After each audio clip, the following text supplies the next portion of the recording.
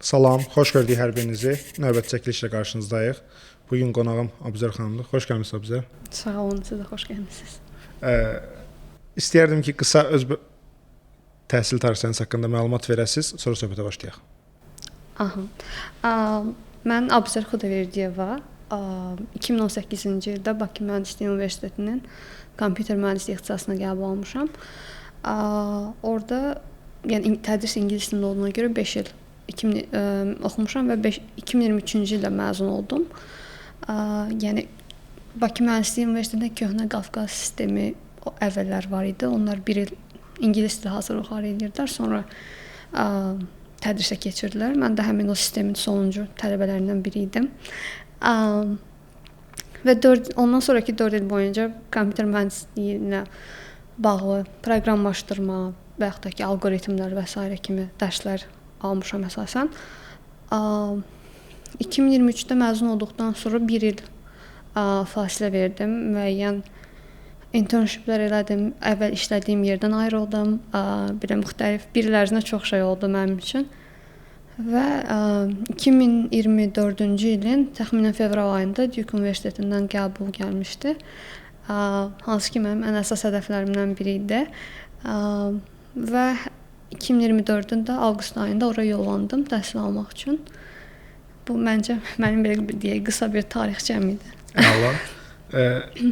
Gəl ondan başlayaq ki, ilk o Bakı Mühəndislik Universitetində Computer Science-da necə dəyərləndi? İlk bir neçə ili hansı tip dərslər keçirirdi və siz hansısa əlavə fəaliyyətlər və ya öyrənmə prosesi ilə bağlı nələrsə eləyirdinizmi? Oradan başlayaq. Ola bilər mən səhv vurğuladım. Mən kompüter mühəndisliyi üzrə təhsil almışam. Təxminən oxşar ixtisas Azərbaycanda çox da fərqləri olmadığı deyilirdi. Mən universitetə daxil olan vaxtda da deyirdilər ki, mühəndisliklə misal olaraq elmləri ya da informasiya texnologiyaları arasında fərq o qədər də yoxdur. Sözün düzü universitetlərin verdiyi təhsil əsasən bəlli, yəni çox overlapping dərslər var. Amma yəni mühəndislik bir qədər daha fərqli sayılır elmlərindən və informasiya texnologiyalarından. Biraz açıqlaya bilərsiniz. Misal üçün computer science, yəni kompüter elmləri ixtisası daha çox riyazi və alqoritmaya yönümlüdür. Misal olaraq ola bilər ki, tələbələr çox az kompüterlərin daxili ilə bağlı, arxitekturası ilə bağlı dərslər görsünlər. Lakin biz ən azından bir 3 semestr boyunca həmin dərslər almışıq ki, kompüterlərin daxilində necə fəaliyyətlər gedir, hər hansısa bir hesablamaların optimallaşdırılması necə olmalıdır və s. kimi. Bir qədər, yəni təbii ki, kompüter elmlərində də optimallaşdırmaları var. Sadəcə kompüter mühəndisliyində daha belə texniki bir tərəfdən yanaşır. Yəni hazır qurğuda necə biz bunu sürətləndirə bilmərik və s. tərzində bir belə deyək, daha fizika yönümlü, daha elektronika yönümlü dərslər alırıq. Və bildiyim qədərilə kompüter elmləri isə daha riyazi yönümlü və daha alqoritma əsaslı dərslər keçilir. Deyərdim ən böyük fərqlərindən biri bunlardır bu iki ixtisas arasında. Arzum, yəni belə uşaqlıqdan deyə bilmərəm, amma təxminən bir 9-cu, 8-ci sinifdən artıq bu bir çox tələbə üçün artıq şagird üçün sual var evdə də və s. Belə ki, hansı ixtisas seçmək istəyirsən və yaxud da ki, bəzən valideynlər soruşmur, sizin yerinizə qərar verirlər və s. Mənim üçün ümumi belə danışılan ixtisas tərcüməçilik idi. O da ailəmizdə tərcüməçilər olduğu üçün elə bir fikir var idi ki, mən də 3-cü qrupa daxil olub orada tərcüməçiliyi oxuyaram. 9-cu sinifin yarısında mən niyəsə dedim ki, yox, mən sözün düzü, yəni belə daha uşaqcaq, təbii ki, 9-cu sinif şagirdi, çox da belə, necə deyim, təbii ki, olan uşaqlar da var, amma mən deyildim, böyük ehtimalla. Çox belə yüksək bir idealla deyil, daha çox bir filmə baxıb belə çox daha həvəsə gəlib demiş ki, yox, mən kompüter proqramlaşdırma öyrənmək istəyirəm və bu da, belə deyək, kompüter mühəndisliğinə yönəlməyimə səbəb oldu. Ailəm də fikrimi dəyişməyimə çox da, belə deyim, etiraz etmədilər. Əslində, daha çox, yəni, ən yaxşısını özün bilərsən, yenə də nə səhv etsən də, gələcəkdə özünün səhvi olduğu üçün bizi günahlandıra bilməsən deyə belə çox belə əslində 9-cu sinif uşağına danışılmayacaq qədər ciddi bir şəkildə mən elə demiş ki, yəni özün seçimindir və bundan sonra seçəcəyin, edəcəyin hər şey özünün qərarı olduğu üçün gələcəkdə bizə gəlib deməməyin, çünki siz elədiniz, siz mənim yerimə qərar verdiniz və s. Ailəm belə icazə verdi və mən artıq birinci qrupa hazırlaşdım. 2018-ci ildə universitetə daxil oldum. 657 bal toplamışdım. Və şərtlər Bakı Mühəndislik Universitetini seçməyimi gətirdi, çıxardı ən sonda. Universitetin ilk belə deyək, ilk 3-4 kursu necə keçdi? Daha dərs ağırlıqlı mı keçdi, yoxsa başqa fəaliyyətlərlə də məşğul idinizmi? Universitetin ilk ili Foundation ilə adlanırdı və deyərdim ki, əslində bir gap year sayılırdı həmin il. Çünki çox dərs oxumaqdan daha çox biz daha belə necə deyim, universitetin əl verdiyi qədər misal olaraq kampüsdə oyun oynamaq olsun, nə bilim, dərslərdən sonra gəzinti eləmək olsun və s. belə daha gap year sayıla biləcək işlərlə məşğul idik. Çünki onsuz da yəni hər semestr 2 dərsimiz var idi. Düzdür, mən yenə də çox panikaya qapıb bu dərslərin üzərinə çox belə fokuslanmağa çalışdım. 99 ortalama ilə birinci semestri bitirmişdim. Amma geriyə dönüb baxanda deyirəm ki, yəni ehtiyac yox idi, yəni o adi bir və ümumiyyətlə GPA-yə də təsir olmayan bir foundation, yəni semestr var idi onlar. Yəni ona görə bir qədər geriyə baxanda bəlkə bunu fikirləşən başqa tələbələr də var. Bəzən əsas da ilk aşağı kursları çox da özünüzə belə əziyyət vermədən biraz, çünki gələcəkdə daha çətin şeylərlə üzləşəcəksiniz və deyəcəksiniz ki, birinci semestr, birinci il niyə bu qədər özümə əziyyət vermişəm, daha rahat ola bilərdim. Sonrakı il məşhur pandemiya ili başlayırdı. Bizdə bir semestr dərs gördük universitetdə, tədris.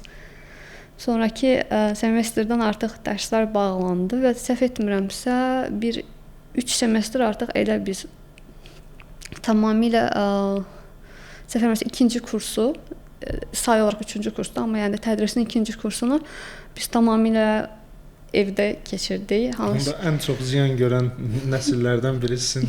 Nasıl olub belə deyək? Bəli, yəni Amma pandemiya, intern yoxdur, heç bir müəllimlə üzbəüz dərslər yox. 3 semestr olub da. Səhv etmirəmsə 3 semestr idi. 4-cü İkinci kursun ikinci semestri və 3-cü kurs təmiz. Aha. 5-dən deyək də.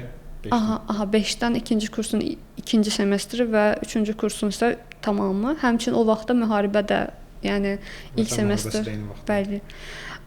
İkinci, yəni 3-cü kursun artıq digər semestrdə pandemiya və vətən müharibəsi eyni zamanda düşdüyü üçün bizim üçün daha da belə necə deyim və düşünürəm ki, ən azından misal üçün bizim üçün daha asan idi. Çünki biz ən azından bir qədər universitet görmüşdük. Həmin il qəbul olan uşaqlar var idi ki, onlar üçün daha yəqin ki, belə deyim, ağrılı bir dönəm idi. Amma həmin pandemiya dövrünü mən bir qədər müsbət qiymətləndirirəm özüm üçün. Yəni onlayn dərs almağın müsbət tərəflərindən biri odur ki, yəni yola vaxt sərf eləmirdiniz və əslində bəlkə də ən produktiv olduğum universitet ili sayıla bilərdi. Çünki mən o vaxt təxminən 5-ə yaxın, düzdür, hal-hazırda bəlkə çox da professional görünməsə də 5-ə yaxın Coursera üzərinə sertifikat almışdım. Hansı ki, bura statistika dərsləri və s. də daxil idi.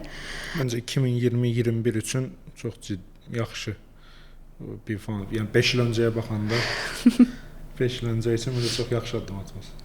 Və yəni o həmin kurslar mənim sonrakı qəbul olduğum işlə də internship proqramlarda da çox köməyimə çatdı. Çünki həmişə o kurslar barəsində suallar verilirdi. Bəlkə xaricdə çox da əhəmiyyət verilmir, düzdür. Bunu hələ ki sınaqdan keçirməmişəm.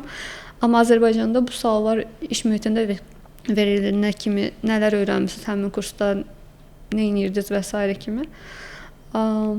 Yəni o cəhətdən deyə bilərəm ki, məncə produktiv oldu. Ən çox belə fokuslandığım ümumiyyətlə, yəni təhsildən əlavə yenə təhsil üçün təbii ki, amma universitetdən kənar etdiyim belə deyək, təhsil fəaliyyətində də təhsil fəaliyyəti kimi qiymətləndirirəm və o məncə mənim üçün çox faydalı oldu həmin müddət. 4-cü kursda qayıtdınız universitetə. Bəli, 5-ci ilin 4-cü kursunda deyəsən artıq yavaş-yavaş artıq belə bəzi dərslər onlayn olurdu, deyəsən həftədə bir neçə gün gəlirdi ilk semestr. Sonrakı semestr artıq deyəsən full vəziyyətdə artıq qayıtdıq. Və 5-ci semestr onsuz da 1 semestr dərs alırsınız. Sonrakı ən azından bizim universitetdəki fəaliyyət tamamilə praktika yönümlü idi. Yəni heç bir dərs almadan biz sadəcə praktikaya gedirdik. Bu da təbii ki özündə məncə, yəni əslində mənim qəbul olduğum yer praktika belə deyək, istehsalat təcrübəmdən spesifik olaraq ora getməmişdim. Yəni öncədən orada çalışırdım deyə artıq istehsalat təcrübəmi də orada keçirmək qərarına verdim. Mənim sonrakı karyeramə və seçimlərimə nə qədər faydalı olub, orasını, yəni elmi olaraq nə qədər faydası olub deyə bilmərəm, amma bir çox etmək istədiyim şeyi reallaşdırmağımda kömək olub. Hələ də köhnə çalışdığım yerin adını CV-mə yazanda belə deyək ki, rahat oluram ki, ən azından gələcəkdə kimsə sual versə deyəcəm ki, evet, bəli, bu şirkətdə çalışmışam. Məncə çox böyükdülər deyə adını deyə bilərsiniz. Yəni ki və biz onlarla rəqib deyilik deyə rahat danışa bilərsiniz. Mən 3-cü kursun, yəni 5-dən 4-ünü səhv eləmirəmsə, Azərstedin tələbələr üçün olan tələbə proqramı var. Onlar həm tələbələrə təqaüd verirlər, həmçinin təcrübə qazanmaqlarına imkan yaradırlar. Həmin proqrama müraciət elədim və bir neçə mərhələdən sonra artıq qaliblər elan olunanda mən də qaliblər sırasında zadımı görəndə çox sevinmişdim ki, yəni çünki belə deyim, bilmirəm, bəlkə də siz də bilirsiniz, mən çox uzun müddətlərdir xaricdə təhsil almağı belə fikirləşirdim və həmişə bu xaricdə təhsil xəbərləri çıxanda tələbələrlə bağlı həmişə gedib həmin uşaqların belə necə deyim, öz keçmişi ilə maraqlanırdım və bir çox gördüyüm insanların orada misal olaraq CV-sində, yəni hamısında olmasa belə, sırf mənim sahəmdə Azərsteddə təcrübə keçdikləri, ya da ki, həmin proqramı qazandıqları ilə bağlı öz keçmişləri LinkedIn üzərində və s. görmüşdüm.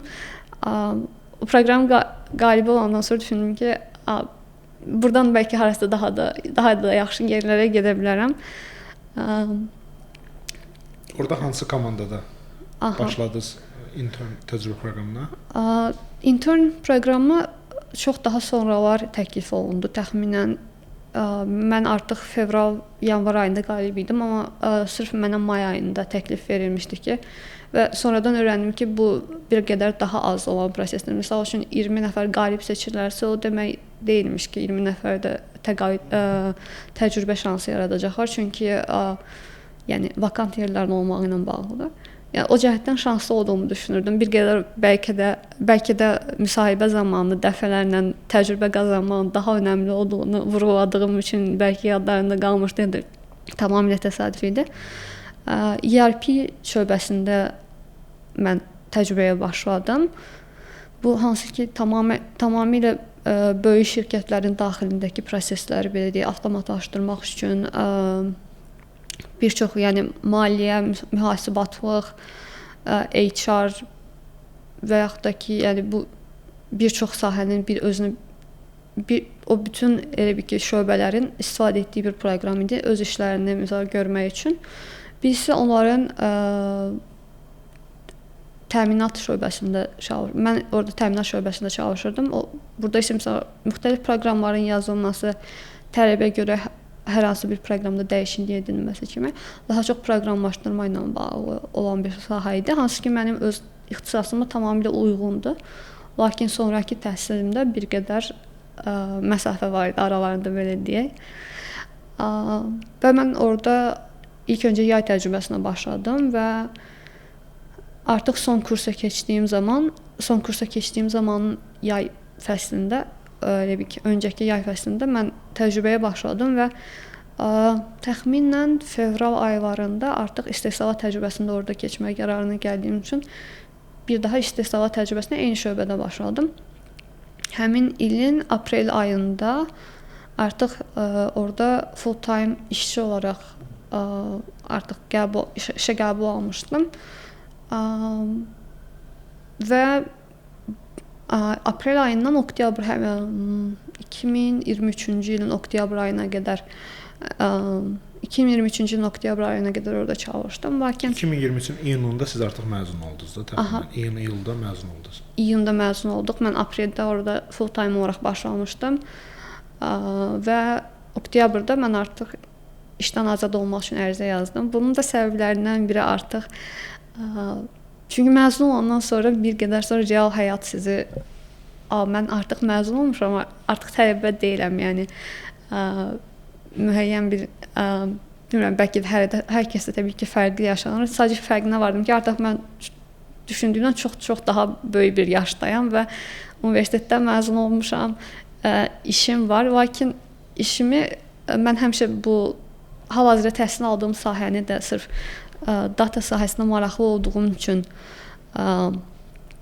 seçmişəm. Lakin işim o qədər də həmin o sahə ilə əlaqədar olmadığı üçün artıq oktyabr ayında işimdən ayrıldım və başqa bir yerdə təcrübəyə başladım. Orada mən istəyərdim ki, bir də növbəti yerə keçməmiş siz o qısaca o Azərselin proqramına seçilmə prosesləri haqqında da bir üstündən keçərdiniz.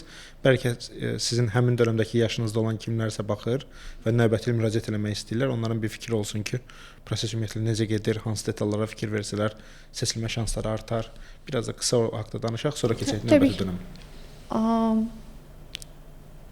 Azərselin həmin proqramı əslində mən sonradan qəbul olduqdan sonra da həmin proqramı izləyirdim. Çünki ümumiyyətlə mən düşünürəm ki, bir çox insana, yəni bir çox gəncə faydası olub həmin proqramın. Və özümün mentorluq etdiyi, belə deyək, özümdən daha aşağı kursda olan tələbələr var idi ki, mən həmişə sual yazıb soruşurlar proqrama bağlı və s. Özüm də həmin proqramı yenə də nəzərdə saxlayırdım ki, görəsən necə dəyişib müraciət prosesi və s. Mən 3-cü kursda qəbul almışdım həmin proqrama. Həmin proqrama bir 3-cü kursda, bir də 4-cü kursda qəbul ala bilirsiniz.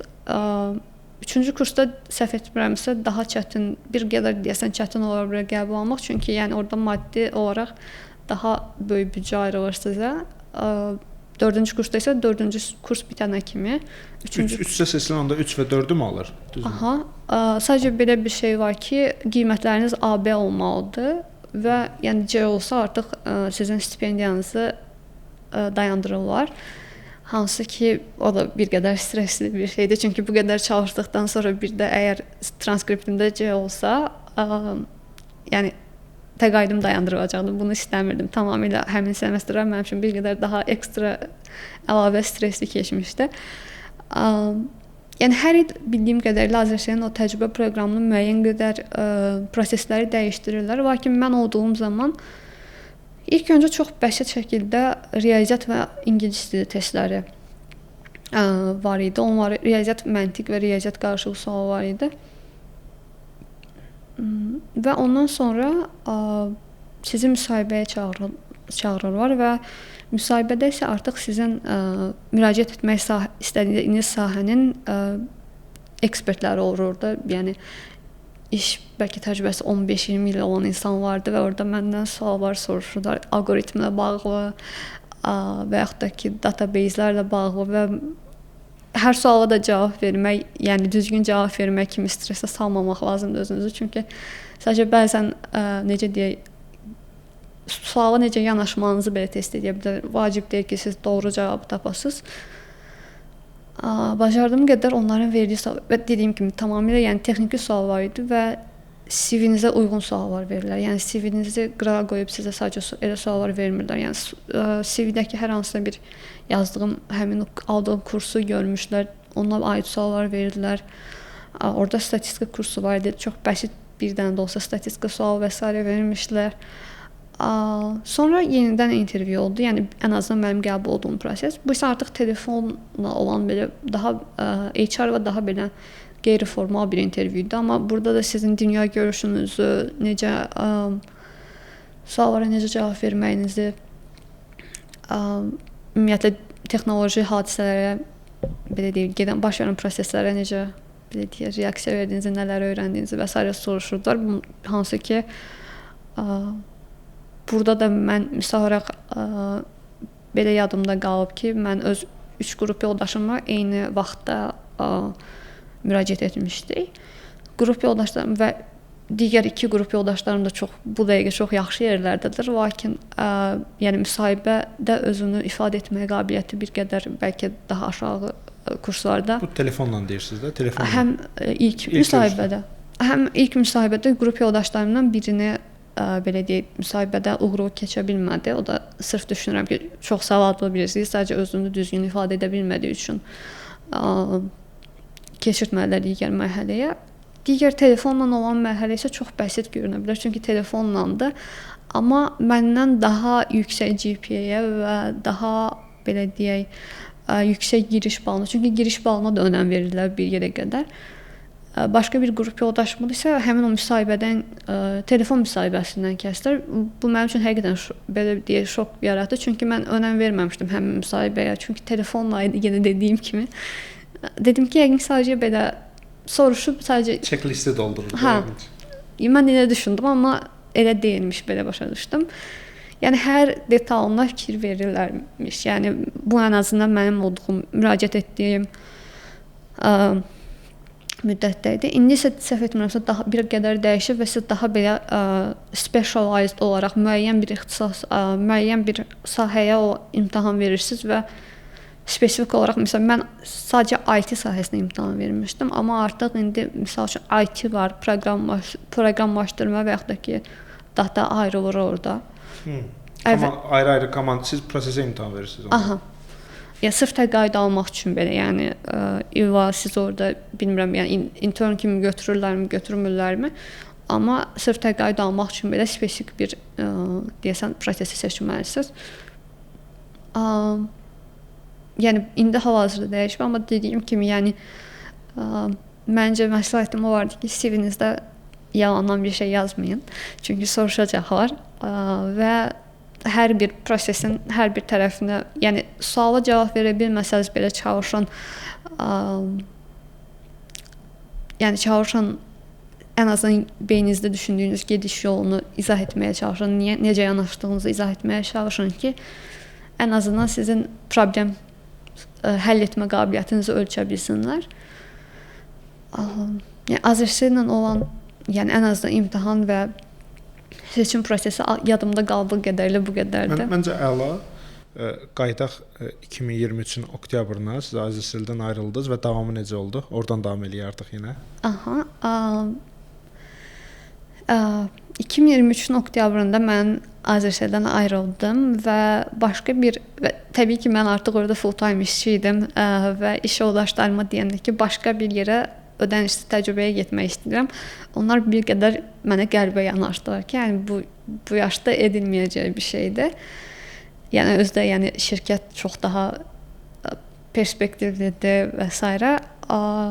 Lakin sadəcə yenə dediyim kimi öz qərarımı verməyə çalışdım. Ailəmə də bunu deyəndə necə ki universitetə qəbul olanda demişlər, eynisini yenə dedilər ki, özün daha yaxşını bilərsən. Təbii ki, məsləhət al, daha çox dayımdan məsləhət almağımı tövsiyə edirlər.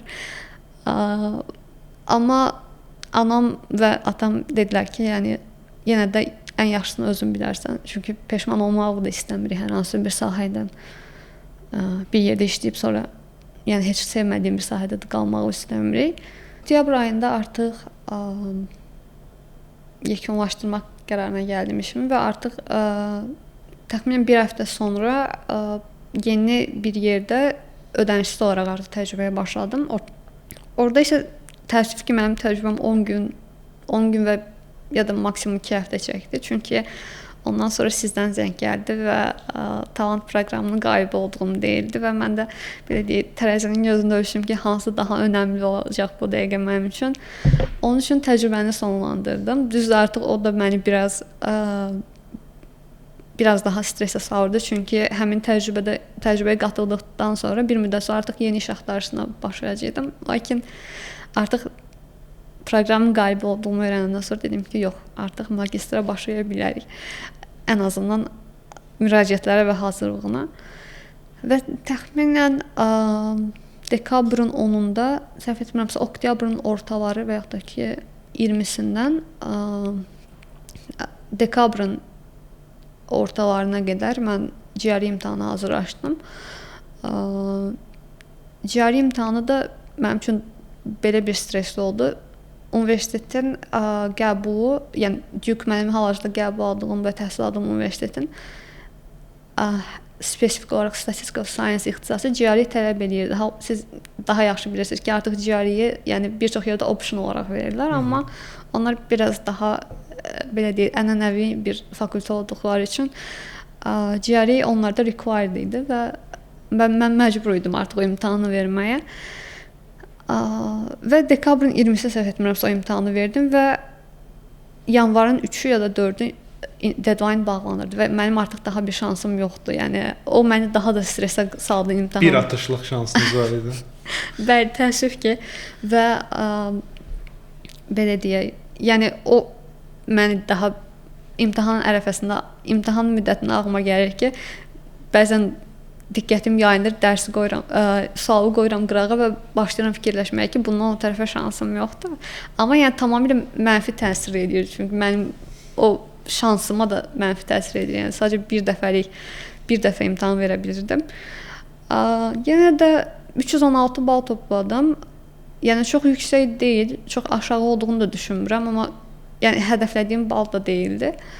Və 162 quantitative, 154 isə verbal yazdım. Əslində mənim verbal nəticəm mənim özümü də bir qədər təəccübləndir. Çünki bildiyim qədər GRE-nin verbal hissəsi daha belə notorious deyə biləcəyimiz bir adı var. Məncə təxminən 2 aya çox yaxşı yığmısınız. Yəni biraz daha vaxtınız olsaydı, mən düşünürəm ki 325-lərə doğru sıxa bilərdiniz. Nəzərə alsaq ki, o dediyiniz stres və zaman limiti, çünki normalda GRE-yə məsləhət görülən hazırlıq vaxtı 3-9 ay şəxsin hazırlıq səviyyəsinə görə, vəziyyətinə görə, cədvəlinə görə dəyişir, amma yəni ən azı 3-4 ay siz nəzərə alsaq 2 aya 316 məncə not bad. Orada Duke tələbləri quantitative hissə ilə bağlı yoxsa totalına bağlı idi? Ümumi bala önəm verirlər, səhv etmirəmsə. Lakin belə bir şey deyim, yəni ki, sadəcə yəni GRE bəlkə də artıq orada checklisti doldurmaq üçün bəlkə də istəyirlər. Çünki çox daha, yəni GPA olsun, recommendation letterlər olsun, bunlar hamısı orada yəni bir rol oynayır və mənim hal-hazırda qrup yoldaşlarım daha çox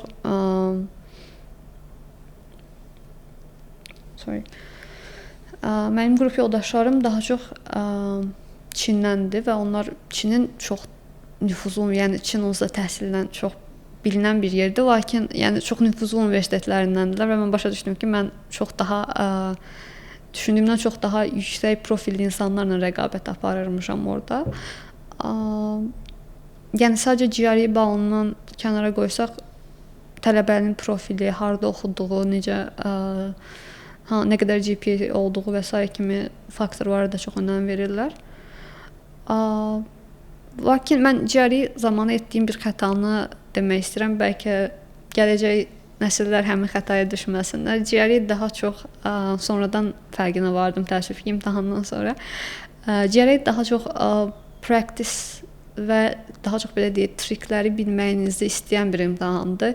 Məsələn, riyazi suallar belə olsa, onun müxtəlif bir qəlibi var və siz onun spesifik qaydalarını bilməlisiniz. Mən oturub nəzəriyyə oxuyurdum, dərs kitabı, yəni qəbul prosesi kimi düşünürdüm, yəni dim imtahanı kimi düşünürdüm, amma bu daha çox, necə deyim, yəni riyazi bir sual olsa belə məntiqinizi işlətməyiniz sizi daha çox qabağa salır, nəinki orada oturub hansı shortcut var orada yəqin ki? Yəni onu, məsəl, iki müxtəlif, məsələn, biz Maqush üzərindən hazırlaşdırdıq. Amma Maqushdan əlavə mən başqa bir kiçik belə onlayn, belə deyək, trikləri göstərən sadəcə bir platform var idi. Onlar üzərindən baxmağa çalışırdım və yəni Maqush daha belə kitab yönümlü getdiyi halda həmin digər tərəfdəkilər daha belə bu sualı gördünüzsə biraz beyninizi biraz işlədin və tez tapacaqsınız, yəni belə bir qısa yol var və s. Daha çox mən belə düzdür, YÖS imtahanını verməmişəm, amma YÖS sualları ilə bir qədər tanışam. düşünürəm ki, daha çox onların sualları kimi də məntiq və riyaziyyat və məntiqin ikisi bir arada olduğu sual var idi. Yəni nəzəriyyəni oxuyun, amma yəni daha çox practice çalışma, yəni çalışın, yəni bu daha uğurlu olacağınızı düşünürəm bununla. Variable hissə isə haqqında yəni nə qədər tez başlasanız o qədər yaxşıdır. Çünki yəni bildiyim qədərilə günə 40-50 söz öyrənən insanlar olurdu. Hansı ki, cari sözləri heç də gündəlik həyatda istifadə olunan sözlər deyil. Bəlkə hətta mən o öyrəndiyim sözlərdən birini sonradan Amerikada olanda mesaj yazışmaları zamanı tanışlarımdan birinə göndərmişdim ki, daha doğrusu cümlə içərisində istifadə etmişdim. Həmin qarşı tərəf də mənə demişdi ki, bu nə deməkdir?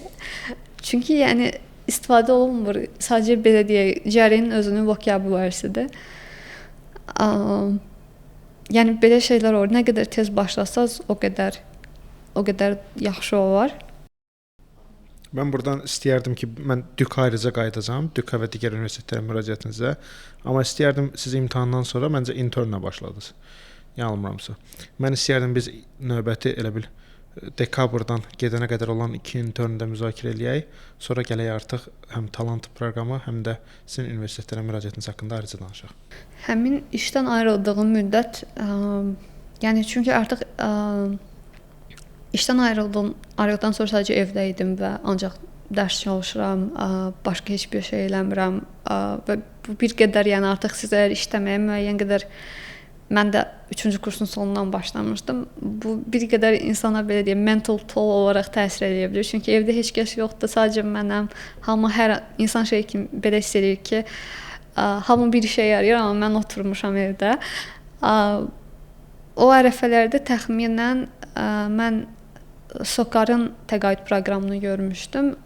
Gənc istedad var idi, adı səhv etmirəmsə. Həmin proqramın isə ən belə deyə bilinən tərəfi odur ki, siz təcrübəni keçirsiniz hardasa 5 ay və sizin orada artıq SOCAR-da işə başlama, SOCAR kimi bir yerdə işə başlama ehtimalınız bəlkə 98-99-dur. Çünki yəni məqsədləri odur. Bu da AZS-nin təcrübəsi kimi paid intern, yəni ödənişlidir. Ümumiyyətlə sizə AZS ümumiyyətlə işləsəniz də, işləməsəniz də, yəni təcrübə keçməsəniz də sizə müəyyən qədər təqaüd ödəyir və mən ondan əlavə olaraq təcrübəyə getdiyim zaman təcrübə maaşı da alırdım. Əlavə alırdınız. Onun parçası deyildi. Yox, bildiyim qədərilə o əslində şöbənin bir qədər özünün vakant yer açmağından asılıdır. Yəni əgər şöbə büdcə ayırmağı planlayırsa, mən şanslı idim. Həm maaş alırdım, həm də təqaüd alırdım. SOCAR-da isə sizə birbaşa 5 ay müddətində həm təqaüd olaraq müəyyən məbləğ ödənilir və siz orada part-time çalışırsınız. Bu da yaxşı tərəflərindən biridir. Çünki özünü inkişaf etdirmək üçün əlavə vaxt da qalır. Yəni bu da məncə müsbət tərəfi idi. Sadəcə SOCAR-ın imtahanı isə yenə ingilis dili, riyaziyyat imtahanı var idi. Amma artıq bu spesifik bir ofisdə baş verir. SOCAR-ın HR ofisində baş verir. Orada gedirsiniz, kompüterlər var, nəzarətçilər var, amma yəni sadəcə SOCAR-ın digər imtahanlardan fərqi o idi ki, onlar öz işçilərinə verdiyi, səhv etmirəmsə, sualları sizə verirlər və bunun üçün artıq bir topluları var. Yəni suallar buradan olacaq. Yəni gedin, məsələn 300 dənə sualdır, səhv etmirəmsə, hər iki bölməyə aid. Ümumilikdə 600 sual. Onları işləyin və gəlin imtahanınızı verin. 600 sualda açıq mənbələrdə var, yoxsa necə? Məncə məntiq sual var idi. Açıq yox, hamısı yəni qapalı sual var idi bildiyim qədərilə. Və mən orada səhv etmirəmsə 26 bal topladım, səhv etmirəmsə 30 üzərindən, əgər səhv yadımda qalmayıbsa. Üzr istəyirəm, 36 bal toplamışdım, 40 bal üzərindən idi.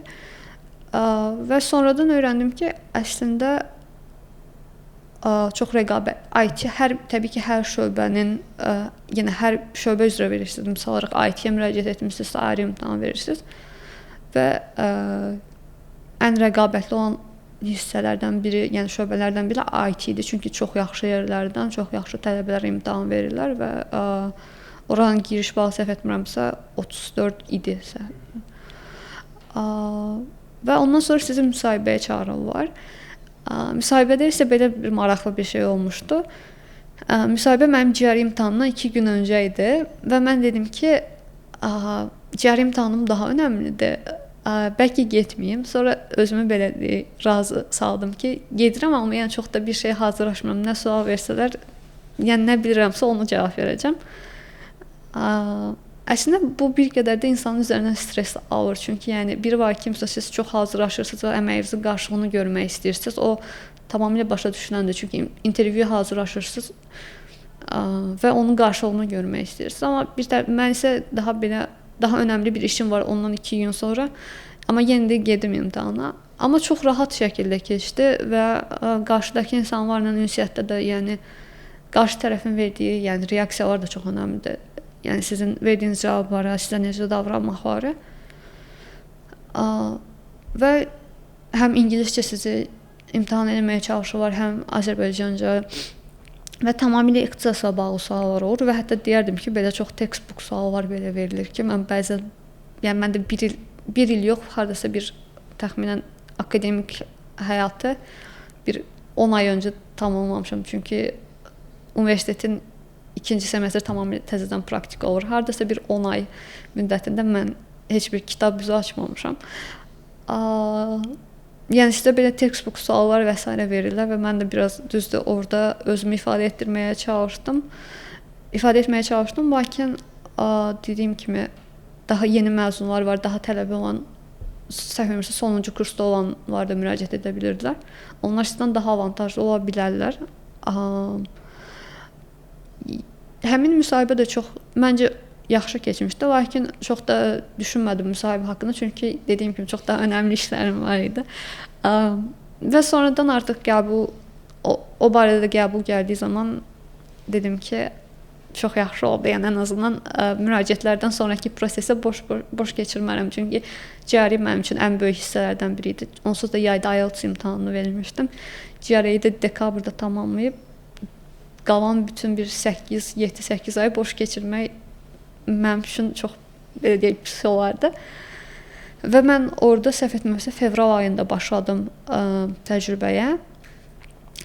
SOCAR-ın şirkətlərindən biri olaraq səhv etmirəmsə sayılır. Caspian Innovation Center-da. Onlar da texnoloji tərəfi deyə anlamamısan. IT mərkəzləri sayılır bir tərəfdən. Yəni proqramlaşdırma, yəni ERP ilə daha çox çalışırlar və data analiz və data science-da daha çox. Mən data science hissəsində təcrübə keçirdim. Həmçinin Caspian Innovation Center bildiyim qədərilə IBM-lə ortaq qurulduğu üçün o, yəni CV-də də qeyd eləyəndə onu qeyd eləyə bilirsiniz deyəsən, səhv etmirəmsə, yəni SOCAR və IBM-in ortaq bir layihəsidir. Bu da hər hansı məncə universitet application zamanı müsbət görünə bilər. Və orada 5 ay təcrübə keçirdim. Data science ilə bağlı müəyyən, biz ən sonunda bir final layihəsi verdik. O da müəyyən qədər, yəni 1-2-3 ay vaxt aldı. Çünki individual işləyir hamı, yəni müəyyən bir task var, onu hamı individual eləməlidir və orada sizin işiniz qiymətləndirilir və projeniz də hərəyə ayrı-ayrı idi. Və səhv etmirəmsə iyul ayında mən artıq oradan proqramı bitirdim və iyunun sonu və yaxud da ki iyulun əvvəlləri dediyim kimi orada artıq işlə təmin olmaq məsələləri artıq başlayır. Bu isə biraz mənim üçün çətin idi, çünki tam olaraq, yəni mən dövlət proqramı ilə həm hal-hazırda YUQ-da oxuyuram və dövlət proqramının cavabları isə çox gec çıxdığı üçün, yəni çox bilinməz bir halda qalırsınız ki, işi qəbul edimmi, yoxsa cavablarımı gözləyim falan. O da müəyyən qədər məncə stres yaradır bir çox. O vaxtki bir çox tələbə üçün məncə stres yaratmışdı. Yəni işdən çıxımmı, yoxsa yəni öz tanıdığım tələbələr bilirəm ki, tanışlarım bilirəm ki, işdən çıxımmı, yoxsa davam eləyim və s. kimi dövlət proqramının belə deyək timeline-ına biraz özümüzü uyğunlaşdırmağa çalışdıq. Bu mənim həmin o 7 ay boyunca etdiyim internshiplərdən biri idi. Digəri isə yenə eyni zamanda səhv etmirəmsə Sokaro eyni zamanda müraciətə başlamışdım. Yenə qabağıma çıxmışdı həmin elan. Təhsil Nazirliyinin hal-hazırda səhv etmirəmsə artıq 3-cü Elm və Təhsil Nazirliyinin artıq 3-cü iterationu sayılır. Proqramın artıq 3-cü məzunlarını verirlər. Maarifçi tələbə məzun proqramı sayılır.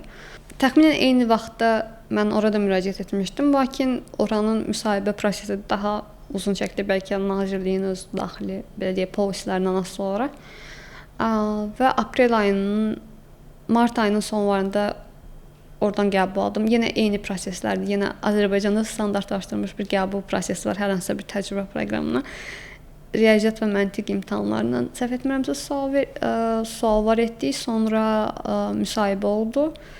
Müsahibədən sonra bir qədər gözlədik və ondan sonra artıq seçdiyiniz yenə həmin proqramın məsələn diqqətimi çəkən tərəfi artıq spesifik olaraq hansı şöbədə çalışmaq istəyirsiniz, hansı sahə ilə maraqlanırsınız, ona uyğun təcrübə proqramı yaratmağa çalışmışdılar. Apreldə isə Caspian Innovation-dakı centerdəki təcrübəm part-time idi və Təhsil Nazirliyindəki təcrübəm də part-time idi. O ikisini birləşdirərək full-time olaraq artıq belə deyə işə gedib gəlməyə başladım. Və həmin proqramda səhv etmirəmsə 3 ay çəkdi və o da mənim üçün belə deyək dövlət sektorunun görməyimə belə deyək şərait yaratdı və əslində mən çox müsbət təəssüratlarla ayrıldım. Çünki çox vaxt dövlət sektoru deyəndə hamı bir anda belə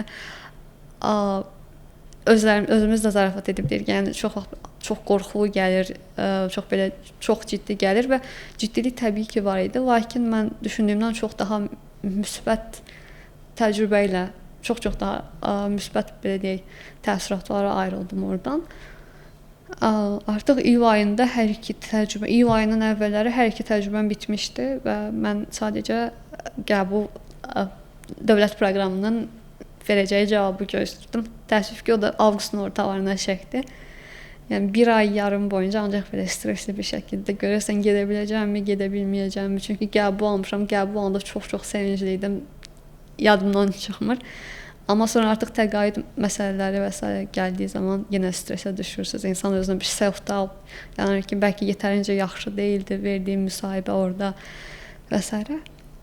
Çox şükür ki, sonunda o da müsbət nəticələndi və mən avqustun 14-də səhv etmirəmsə cavablar açıqlanmışdı dövlət proqramında və avqustun 24-ü mən artıq Amerikadaydım. 10 gün ərzində hər şey necə oldusa. Birdən fikirləri dəyişər deyə tez çıxdınız ki. Ya özümün belə fikri dəyişirdi artıq. Çünki yəni bizə deyilib ki, ayın 26-sı dərsdir. Məsələn, ayın avqustun 13-üdür. Hələ cavablar çıxmayıb. Mən hələ də oradakı məsələn proqram rəhbəri ilə yazışıram ki, filankəs xanım, mən hələ də I-20 almamışam. Yəni cavabları gözləyirəm. Cavablar çıxan kimi sizə xəbər verəcəm və s. Yəni çox və 13 gün qalıb. Yəni 13 gün və mən məsələn viza intervyunda çox belə gülməli bir hal yaşanmışdı. Viza officer sual vermiş ki, hansı ölkələrdə olmusunuz? Mən də dedim ki, öz ölkəm xaricində heç bir yerdə olmamışam. Viza officer, "Oh, that's a big trip" falan deyib özü də biraz yəni güldü və biraz şoka düşdü və ya 10 gün ərzində dünyanın o birisi başına getmək mənim üçün yəni heç ölkədən çıxmadı. Yəni 10 gün ərzində heç özüm də inanmırdım necə həm I-20 çıxmalıdır, həm vizaya müraciət etməlisiniz və oradan hal-hazırda məsəl olaraq bilmirəm xəbəriniz varmı? Vizalar misal olaraq mən viza yeniləməsinə başvurmuşam. İyunun sonunda başvurmuşdum. Mənim üçün avqustun əvvəlinə vaxt veriblər. Amma lakin mən avqustun 14-ü keçən il başvurub avqustun səhv etmirəmsə 20-si üçün yəni yer götürə bilmişdim. Yəni çox böyük fərqlər var hal-hazırda, yəni. İndiki tələbələr üçün düşünürəm çox daha stressli ola bilər. Biraz daha stresslidir, bəli. Çünki o yüklənməyə də səbəb bir ara viza prosesləri dayandırılmışdı. Ona görə orada bir yığılma və yüklənmə var. İnşallah ki, əsas gedib çatarlar onlarda. İnşallah. Mən istəyərdim ki, bu iş təcrübənizdən bağlı və gedişinizdən bağlı mən indi istəyərdim ki, biz qayıdaq 23-24 keçidində artıq sizin xarici təhsillə bağlı planlarınız, qərarınız Duke necə oldu ki, ideyalardan biri Duke idi. Ümumiyyətlə hansı GPA ilə bitirdiniz? IELTS nə topladınız? GRE-ni dediniz 316. Hansı GPA ilə bitirdiniz? IELTS-a neçə aldınız? Listiniz təxminən yadınızda qalanlar qədəri ilə hansı universitetlər var idi? Niyə Duke oradaydı və Duke-da hansı ixtisasa verdik? Biraz artıq işin Abuzər və Ruf tərəfindən, Abuzər, Ruf, Duke üçlüsündən biraz danışaq ki, o proseslər necə oldu? Niyə məsələn 1 il gap year ideyası necə idi? Niyə məsələn direkt getməyə çalışmadınız? Orada IELTS-i neçə aldınız? Biraz bunlara keçək artıq yavaş-yavaş. 1 il gap year məncə sırf yəni özümün şəxsi belə deyək, financial olaraq daha stabil hala gəldiyimi gözləmək istədim və özüm bir çox şeyi özüm finanslaşdırmaq istədim. Yəni ailəmdən belə deyək, daha az asılı olmağa çalışdığım bir dönəm idi. Və onun üçün 1 il gözləmək qərarına gəldim. Həmçinin düşünürəm ki, digər tərəfdən isə bir qədər, yəni akademik həyatdan uzaqlaşıb, yəni 9-6 iş rejimini də belə deyək, bir qədər sınaqdan keçirmiş olduq ki, bu həqiqətən mənə uyğundurmu, deyilmi? Və universiteti bitirdikdən sonraki 2 ay ərzində IELTS sertifikatını aldım. IELTS sertifikatında IELTS-a 8 bal toplamışdım. Hansı ki, mənim üçün çox yaxşı nəticə hesab edirəm. Çünki hər bir imtahan mənim üçün ekstra bir stresə səbəb olur və orada da yenə stresli bir halda olanda imtahan verəndə düşündüm ki, yəni, əsas nə olursa olsun, indi gələcəkdə dövlət proqramının tələblərinə cavab vermək üçün 7 bal ən azından IELTS qəbulunuz yaxud da ki, hər hansı bir müəyyən bir limitlər var və IELTS üçün o 7 idi. Ən azından 7-ni alım və ondan sonra artıq çox da bir şey istəmirəm dedim və mənim üçün 8 çox ideal bal idi artıq. Universiteti isə 98.43 GPA ilə bitirmişdim. Hansı ki, səhv etmirəmsə, universitet 3-cüsü idim siyahıda. Yəni özüm hesablamağıma görə. Lakin o heç nə bildirmir. Yəni universitet 3-cüsü olaraq heç bir yerdə heç nə deyə bilmirsiniz. Çünki yəni yoxdur elə bir siyah. Siz özünüz riyazi olaraq hesablamışsınız ki, yəni siz 3-cüsüz. Bu yadımda qaldığı qədərilə. Sonra artıq ondan sonra IELTS imtahanı verdikdən sonra artıq GRE gəldi. GRE-yi də bitirdikdən sonra Duke, mən Rufun müsahibələrində olduğum zaman belə o artıq mənim üçün yəni ən böyük belə deyək hədəflərdən biri idi. Onun da xüsusi səbəbi izah edim. 2023-cü ilin təxminən fevral aylarındaydı. Yox, üzr istəyirəm. 2022-ci il və s. Həmin elə bir ki, mən işə başlamadığım, yəni Azərbaycanda təcrübəyə başlamadığım yayın öncəsində, qış aylarında təsadüfən bir Facebook reklamı qabağıma çıxdı. Yəni Duke Universitetinin adını Courseradan bilirəm, çünki orada kurslar və s. götürmüşəm, amma və reklam qabağıma çıxdı və reklama kliklədim və orada təqaüd verildi General Motors tərəfindən 6 həftəlik bir bootcamp tərzində bir online international tələbələr üçün bir proqram yaratmışlar və orada ora müraciət etdim. Lakin düşündüm ki, yəni bu xarici Amerikan universitetidir. Mən burada oturmuşam, yəni heç əlaqəm yoxdur. Yəni ki, müəyyən qədər sertifikatlarım və s. var, amma yəni düşünmürəm mənim üçün, yəni dünyanın hər tərəfindən insanlar olduğu üçün çox daha kompetitiv bir şeydir. Və sonra təxminən fevral-yanvar ayında onlar mail göndərmişlər ki, siz qəbul olmusunuz, təbrik edirik. Əgər təsdiqləmək istəyirsinizsə bizə 2 həftə içində məlumat verin və s. Və mən qəbul etdim və yay aylarında 6 həftəlik 3 həftə Python, 3 həftə isə 3 həftə Python və 3 həftə machine learning-in əsasları dərsləri 2 fərqli müəllim tərəfindən keçirilirdi. Və mənim üçün Amerikan təhsilinin ilk belə deyək nümunəsi idi həmin dərslər. Yəni canlı var, təbii ki, kurslar da orada, kurslar da müəyyən qədər Amerikan təhsilinin bir hissəsi, yəni Amerikan universitetləri üstünlük təşkil edir orada. Lakin sırf bu artıq real təcrübə kimi idi. Yəni onlayn belə olsa. Və mən orada recording dərslər deyildi də, yəni canlı keçirilir. Dərslər rekord olunur. Məsələn, mənim yadımda belə qalıb. Dərslər müəllimlər öncədən pre-record edirlər. Belə əməlli başlı belə bir deyək, production olan bir dərslər idi. Lakin eyni zamanda həftənin 5 günü siz müəyyən saatlar, məsəl üçün, yəni digər international tələbələr uyğun olsun deyə səhər, gün orta, axşam 1 saat və yaxud da ki 2 saatlıq müəllimlə Zoom görüşü olur. İstədiyiniz vaxt daxil olub müəllim office hour kimi belə deyək. Onu çox sonradan adını öyrənmişəm. Office hour kimi orada girib sual verə bilərdiniz ya da orada qalıb sual ağlınıza gəldikcə verə bilərdiniz müəllimə. Çünki başqa tələbələr və s. də var idi. Və təxminən həmin proqramda başlayanda 30-40 nəfər arası idi. Və həmin proqramı artıq sertifikat almaq mərhələsində artıq sona 2 nəfər qalmışdıq. 30-40-dan 2 qaldı. 30 nəfərdən, çünki biraz məncə international tələbələrin kapasitələrini düzgün seçməm. Mən özüm, yəni sertifikatı almağıma rəğmən, yəni düşünürəm ki, çətin proses idi. Çünki 3 həftəlik material, yəni o keçilən məsələn Python dərsləri 3 həftəlik material deyildi. Çox daha belə deyək, biliyinizin olmağı gözlənilirdi. Və mən orada belə deyək, üstünlüyüm orada idi ki, mən kompüter mühəndisliyi oxuyurdum, proqramlaşdırma müəyyən qədər bilirəm, amma orada misal üçün iqtisadiyyat oxuyan tələbə də var, yəni onlar üçün çox daha çətindir.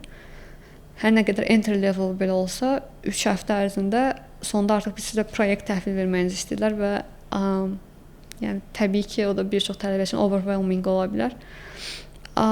Və sertifikatı aldıqdan sonra müəllimimlə danışdıq həmin dərsləri mənə ikinci hissəsində AI Machine Learning Foundations dərsini deyən müəllim çox belə deyək,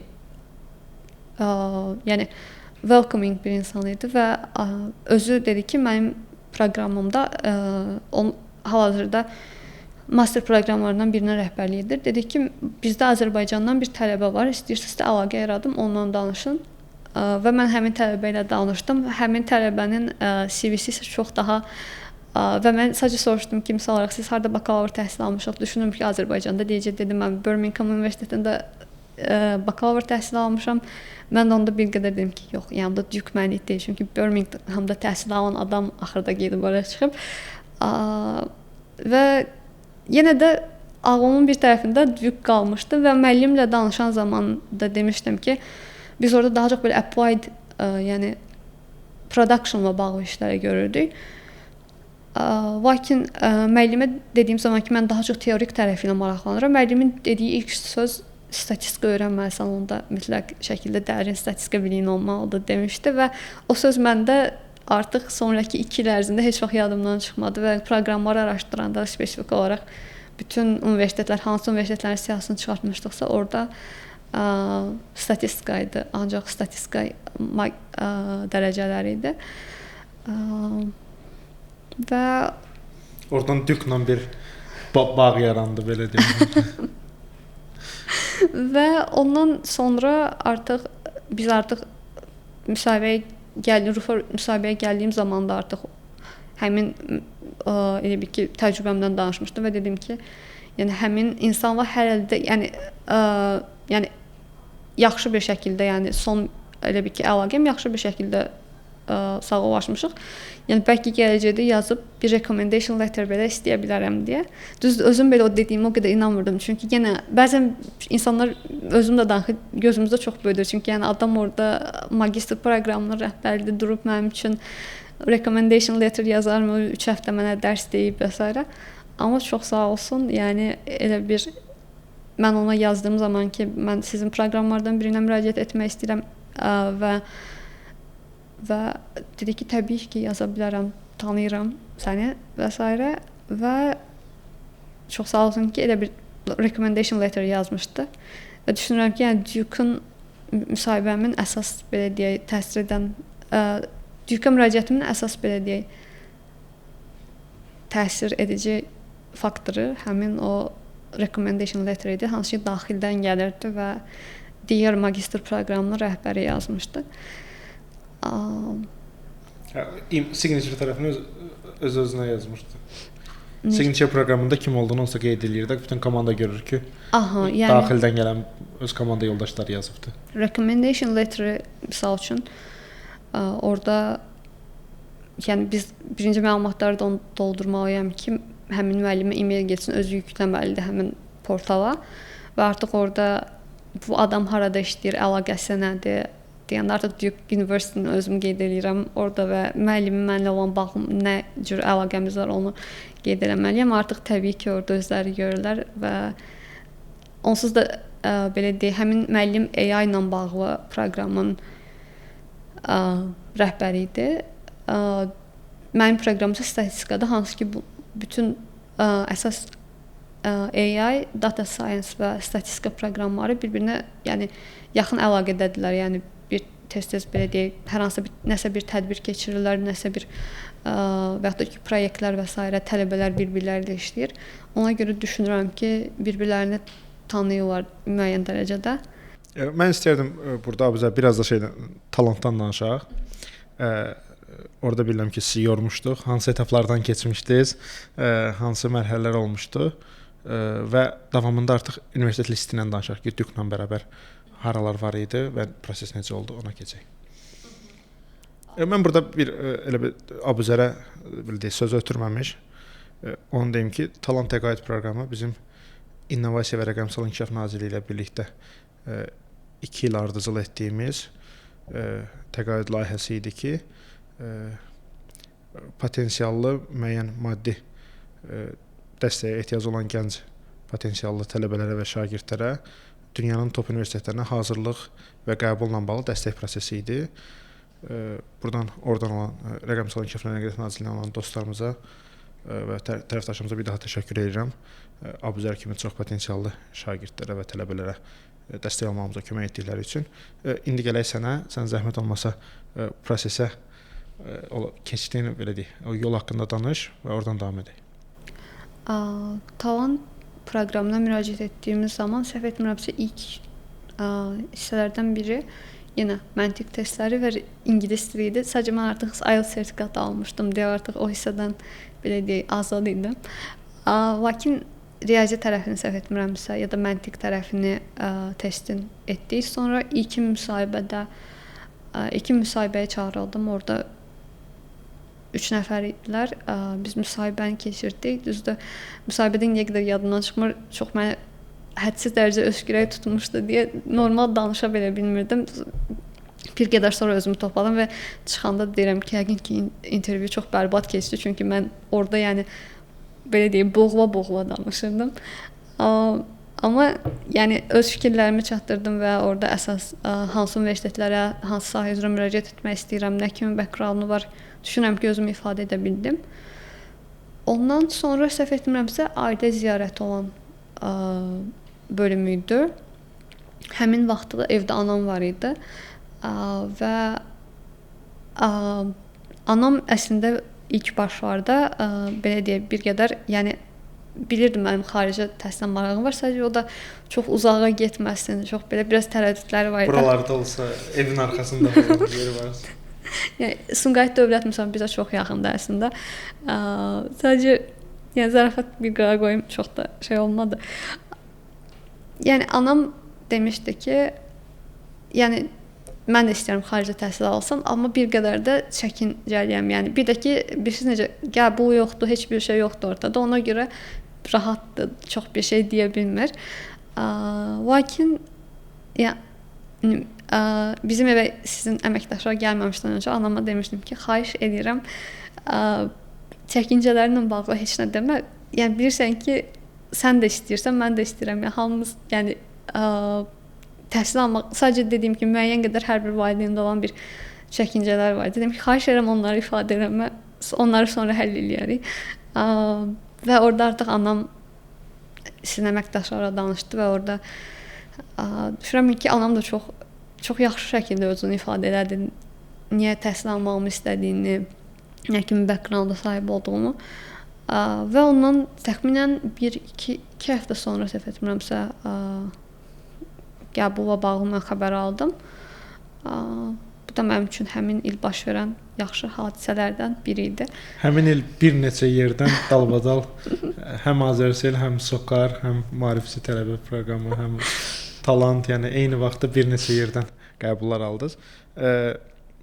Ortalamanızı bildik, IELTS-i bildik, GRE-ni bildik. Universitet listini hansı universitetlər var idi və hansı məntiqlə, hansı yanaşma ilə fikirləşmişdiniz ki, hansı ixtisaslar olsun və ya necə olsun və oradan davam edək Səmid olmasa? Universitet listim əslində mən daha çox Amerika və İngiltərə universitetlərinə, hətta deyərdim ki, daha çox İngiltərə universitetlərinə daha meylli idim. Sadəcə dövlət proqramından qəbul var. Siyasətini əsasən orada, yəni Amerikadan qəbul ola bilərik, amma dövlət proqramı maliyyələşdirmədiyi təqdirdə çox daha çətin bir prosesə çevrilir orada, əgər özləri daxili təqaüd vermədikləri təqdirdə. Onun üçün dövlət proqramının siyasətinə uyğun getməyi istədik, amma təbii ki, mən öz istədiyim bir neçə universitet var idi ki, onları yəni İngiltərədə daha çox məsələn UCL, Imperial College, Manchester University kimi universitetlər var idi ki, bunlar mənim İngiltərədəki əsas main listlərimdə olan universitetlər idi.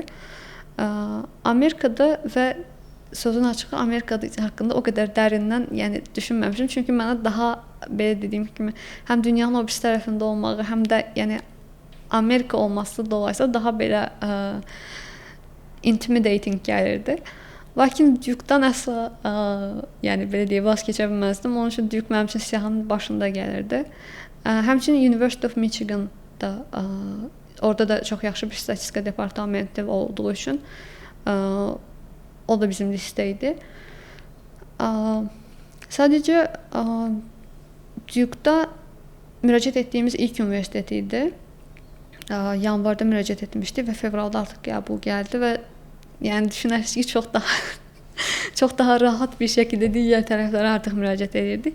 Sadəcə mən eyni zamanda bəlkə birdən dövlət proqramı almaz deyə Erasmus Mundus proqramına da müraciət etdik.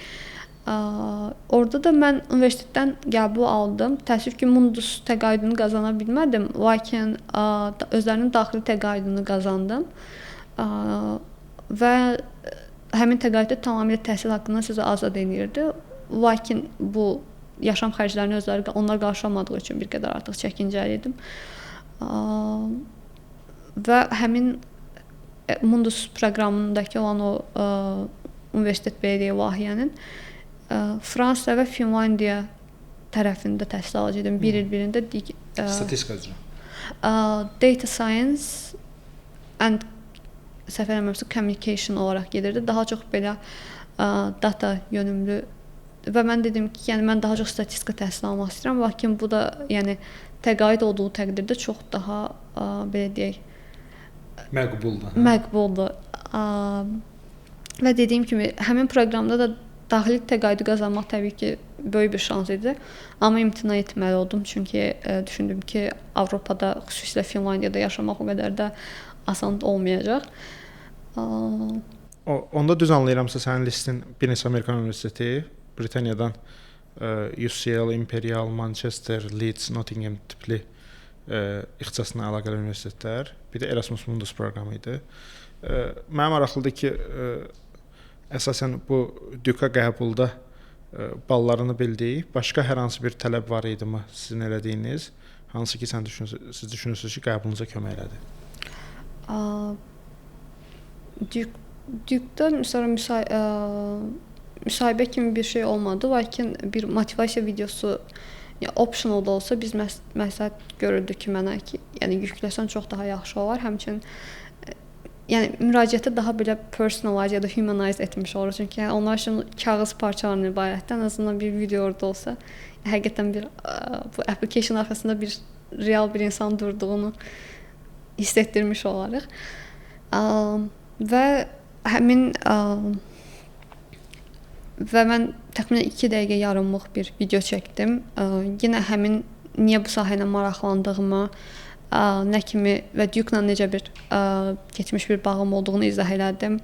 Və həmçinin həmin mənə recommendation letter verən şəxsin də mənə verdiyi məsləhəti yenidən orada vurğuladım ki, niyə bəs statistika ixtisasını seçməkdə qərarlaşdırmışam.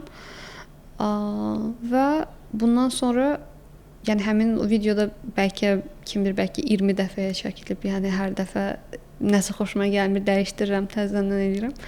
Amma sonunda axır ki o videonu yüklədik. O videonu deadline günü yükləmişdi. O heç vaxt yadımdan çıxmır. Və ondan sonra təxminən 1 ay yarım sonra qəbul gəldi. Yəni ya başıma gələn ən yaxşı şeylərdən biri. Biz Talant Təqaüd proqramında bizim komanda prosesləri eləyir. Sonda biz кейsləri bir-bir müzakirə eləyirik. Hansı elə bil orada bizim bir say limitimiz olur deyə biz daha uyğun olan, belə demək mümkün, daha haqqı olan şagirdləri və tələbələri seçməyə çalışırıq. Orada sizin keysdə Nabat xanım mənə gəlib ki, bəs bu xanım Düka gedəcək. O xanımın Düka marağı var. Dükdən ola bilər ki, ona maraqlı olsun. O background-u da uyğun gəlir. Onu götürək. Ona görə sizi tanımamış mənə artıq Amil bəy və Nabat xanım orada xanımın Düka fürsəti olacaq deyə görüşdə demişdilər. Biraz da şeydən danışaq, zəhmət olmasa. Dövlət proqramından. Artıq fevralda qəbul aldınız. Yəqin ki, apreldə, mayda dövlət proqramı elan olundu, müraciət elədiniz. Qısa orada nələr qoymuşduq və müsahibə prosesi haqqında istəyirəm ki, biraz danışaq.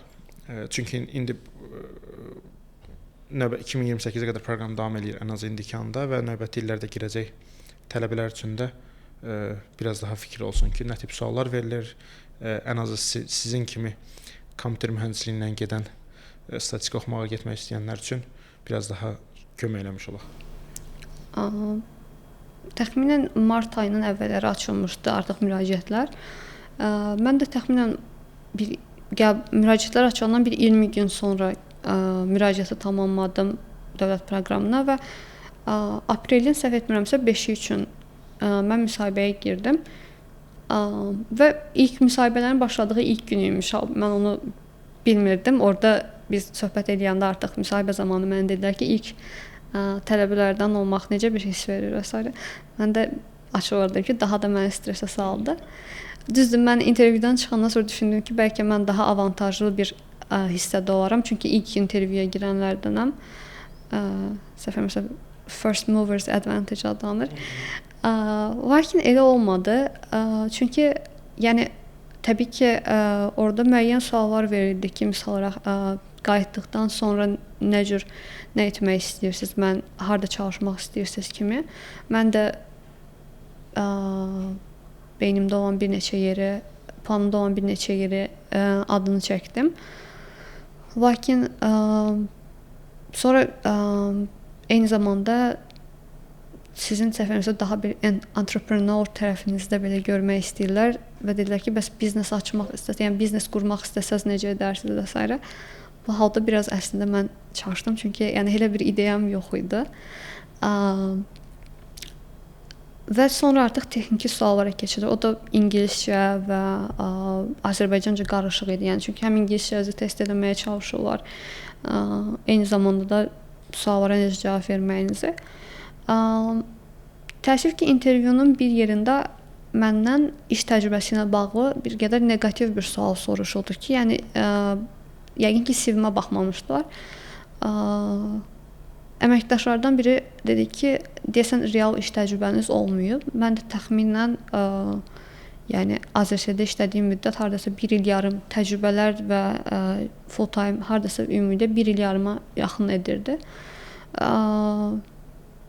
Mən də dedim ki, xeyr, yəni iş təcrübəm olma AZS-də bir müddət çalışmışam. Ola bilsin ki, qane etmədi verdiyim cavab. O məncə orada bir neqativ olaraq onlarda da məndə də bir təəssürat yaratdı. Lakin orada özümü günahlandırmıram, çünki açıq şəkildə mən orada qeyd etmişdim harada çalışmışam. Və eyni zamanda belə deyək, eyni zamanda mən həm təhsil o müsahibəyə getdiyim ərəfədə mən həm təhsil tərəfdən, həm də neft tərəfdən təcrübə keçirdim. Yəni mən düşünürəm ki, mənim üçün çox xüsusi bir avantaj olacaq.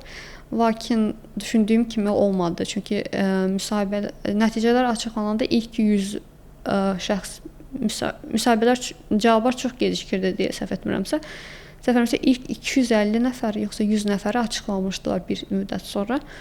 Orada adım yox idi və artıq digər 150 nəfərlik yer qalmışdı səhv etmirəmsə. O 150 nəfərlik yerdə artıq daha ehtimallar aşağı düşür, statistik olaraq, ehtimal olaraq. Və ona görə bir qədər daha çox belə stres səbəb oldu və mən artıq intervyunu fikirləşməyə başlayırdım ki, orada görəsən nə səhvlər etdim və s. Yəni ağlıma gələn, çünki öz ətrafımdan da müraciət edənlər var idi və o 250 nəfərin arasında olan insanlar var idi adları və onların, yəni ən azından mənim tanışlarımın ortaq cəhətləri iş təcrübələrinin həm sahə üzrə uyğun olmağı idi, həm də ki 2 il, 3 il iş təcrübəsi olan insanlar var idi və mən orada fikirləşdim ki, bəlkə də yəni mən nə qədər də çox desəm ki, yəni belə təcrübə keçmişəm, təcrübə proqramlarına qatılmışam, amma onlar daha bəlkə də ən azından ilk siyahıda yüksək qiymət verdiyi şagirdlər arasında daha belə real təcrübə axtarır. Ən azından magistr üçün, yəni mən magistr adına danışa bilirəm. Bakalavr üçün yəqin ki, fərqli bir prosesdir. Amma ümumilikdə mən düşünürəm ki, sizin totallasaq 2 ili keçən aşağı yuxarı bir təcrübəniz var. Mən düşünürəm ki, kifayət qədər yaxşı təcrübədir. Yəni nəzərə alsaq ki, siz oxuduğunuz dövrdə də işləmisiniz. Həm də bitirdikdən sonra da həm bir qismi Azərseldə, bir qismi Sokarda, bir qismi Təhsil Nazirliyində olub. Xeyirlisi. Yəqin ki, orada hansısa bir nüans olub, xüsusən onlara maraqlı olan. İkinci siyahıda adınız çıxdı. İkinci siyahıda adım çıxdı və təxminən avqustun ortaları açıqlanmışdı həmin siyahı.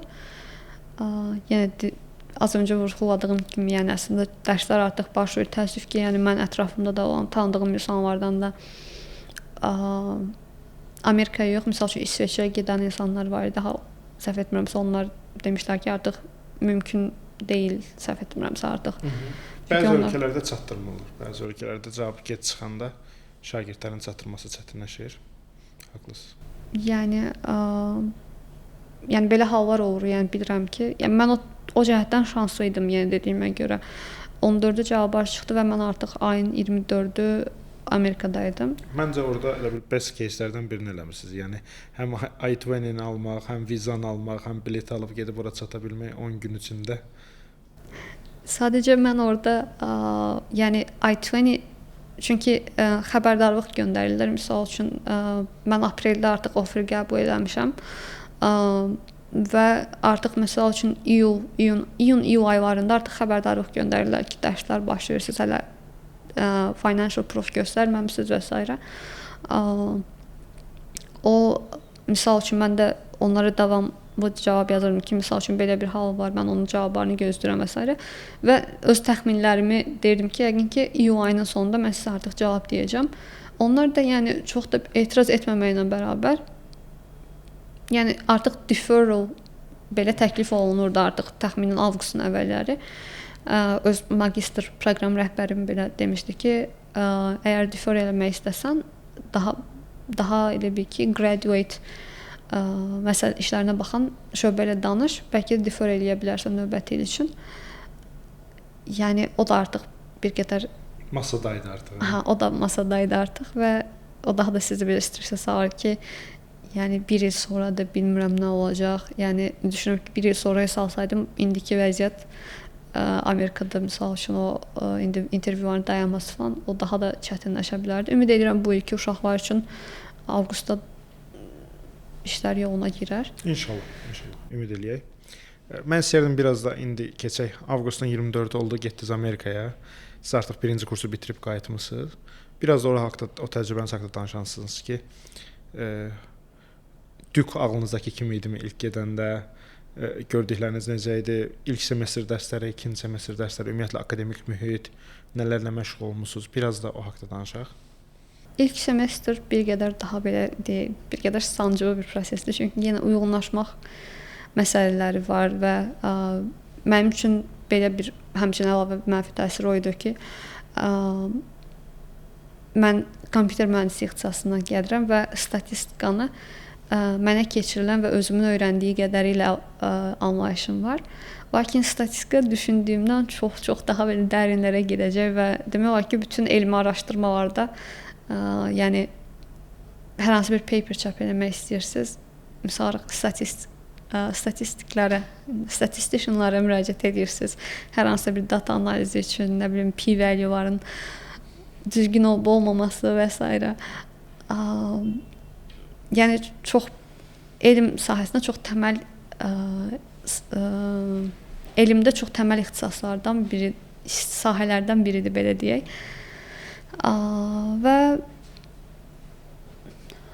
Və yəni ilk müddət yəni özümü ora alışdırmaq və təbii ki, bir də dediyim, öncə vurğulamışdım, mənim 80% qrup yoldaşlarım Asiyalı idi. Hətta Amerikanları nəzərə alsaq, hardasa bir 85-90% Asiyalı tələbələr idi.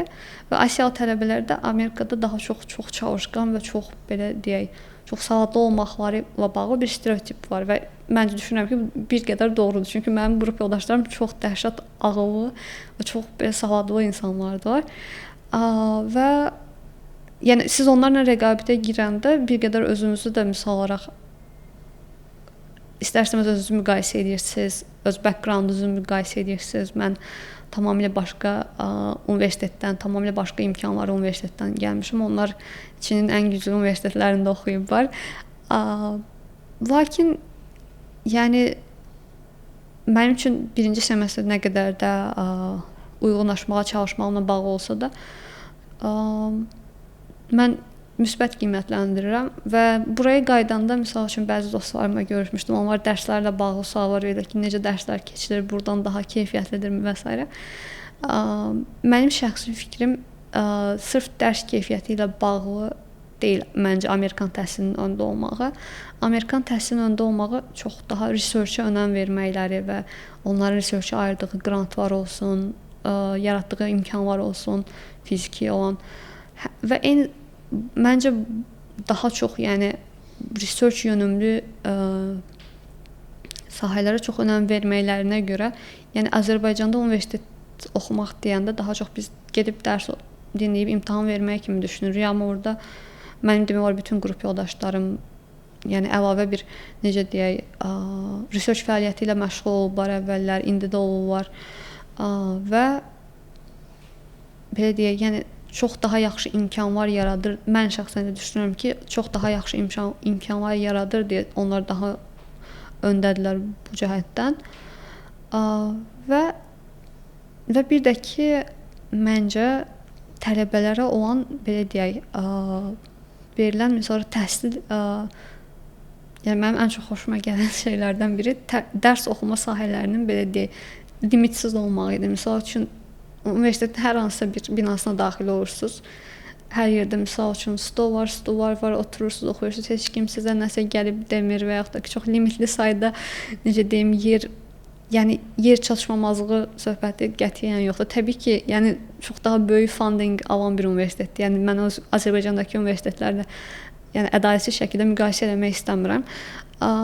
Lakin yəni başa düşürsüz artıq orada mühiti gördükcə başa düşürsüz ki, niyə belədir?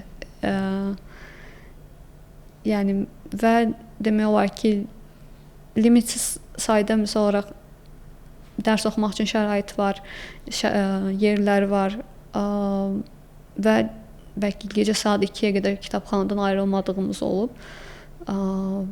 Kitabxanadan çıxıram və universitetin özünün belə deyək, təyin etdiyi müəyyən marşrutlar var ki, onunla evinizdə misal olaraq safe bir şəkildə geri dönə bilirsiniz. İstəsəz universitetdə qala bilirsiniz, əgər necə rahat hiss edəcəyi düşünürsünüzsə. Yəni məncə Amerikan universitetlərinin o cəhətdən öndə olmağının ən böyük səbəblərindən biri, yəni sırf dərsdəki müəllimlərin keyfiyyətlə əlaqədar deyil, sizə nələr qatdığı ilə, nə qədər sizə imkan, şərait yaratdığı ilə bağlıdır. İkinci semestr daha rahat, adaptasiya sonra daha rahat keçdi. İkinci semestr daha rahat keçdi. Həmçinin yaz semestr olmağından dolayı çox daha yəni hava şəraiti də çox daha yaxşı idi. ümumiyyətlə oranın havası da bura çox oxşuyur deyə mən çox da belə deyək, qəribçilik yaşamadım. Amma yəni ikinci semestr təbii ki, yəni artıq daha professionalsınız, daha bilirsiniz nə etmək lazımdır. Yəni sonra mən belə bir şey deyim, yəni çünki Azərbaycanda konsept yoxdur. Office hours konsepti Azərbaycanda bildiyim qədərilə yoxdur, ən azından dövlət universitetlərində. Çox az yerdə var ölkədə ümumiyyətlə. Bəlkə Ağdam Universitetində. olacaq. Yəqin ki, anlaya bilirəm niyə yoxdur, çünki o üçün əlavə funding lazımdır. Eyni zamanda həmçinin yəni tələbə sayı da çox olmalıdır. Məsələn mən öz məsələn Bakı Mühəndislik Universitetində 25 nəfər idi bir qrupda və o 25 nəfərlə mən dərslərə girirdim. Yəni müəllimlə personal olaraq sual vermə vaxtınız da daha çox artır. Lakin orada misal üçün bir dərsdə 100 nəfər, 150 nəfər var və daha çox olan dərslər də var. Sadəcə mənim aldıqlarım hətta məncə daha kiçik klasslar sayılır. Və dediyim kimi office hour-ların təzə getdiyim ən azından bir 2-3 həftə, bəlkə ondan da çox mahiyyətini dərk etməmişdim. Yəni çünki misal üçün çalışmanı işləməyə çalışıram, çalışmanı özüm işləməyə çalışıram, səhv olur, düz olur. Müəllimin office hour var, teaching assistant-ın office hour. Mən ömrümdə heç teaching assistant görməmişəm misal üçün. Bu mənə necə fayda sağlayacağını bilmirdim və təxminən artıq semestrin ortalarına doğru artıq daha sabah müəllimin teaching office hour-ları var. Teaching assistant-ın office hour-ları. Oraya getməliyəm. O da artıq mənim gündəlik rutinimin, necə dərslərə girirəm, o da artıq gündəlik rutinimin bir parçası olmalıdır. Bunu bir qədər daha semestrin ortalarında başa düşdüm. Yəni bilmirəm, yəni eyni təcrübəni bölüşən, eyni təcrübəni yaşayan tələbələr olubmu yoxsa yox. Amma yəni faydalarını gördükdən sonra davamlı olaraq oraya getməyə çalışırsınız. Müəllimi orada yəni suallarınızı verirsiniz və digərlərinin suallarına qulaq asırsınız. Orada da müəyyən qədər limitli yerlər var. Bir-birinizə belə deyim, mindful olmalısınız yəni. Amma çox